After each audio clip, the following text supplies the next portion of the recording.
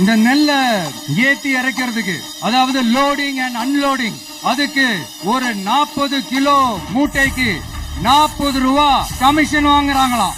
அரசாங்கமே ஒரு மூட்டைக்கு 10 ரூபா கொடுக்கறாங்க. ஆனா இவங்க அதுக்கு மேல 40 ரூபா கமிஷன் வாங்குறாங்க. ஒரு டன்னுக்கு 1000 ரூபா கமிஷன்.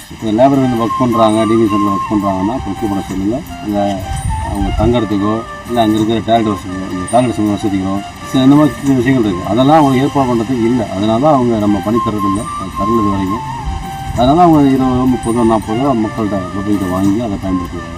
அரசாங்கமே ஒரு மூட்டைக்கு 10 ரூபா கொடுக்கறாங்க. ஆனா இவங்க அதுக்கு மேல 40 ரூபா கமிஷன் வாங்குறாங்க. அப்படின்னு சொன்னீங்க சாரு.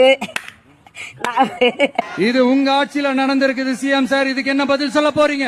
திமுக ஆட்சியில வாங்கினா அதுக்கு விஜய் சார் வச்ச பேரு கமிஷன். அதுவே தாவேக ஆட்சியில் வாங்கினா அதுக்கு பேரு அடிப்படை வசதி. விஜய் சார், உங்க மாற்றம் துர்நாற்றமா இருக்கு சார். இதுக்கெல்லாம் பேர் எனக்கு தெரியுமா?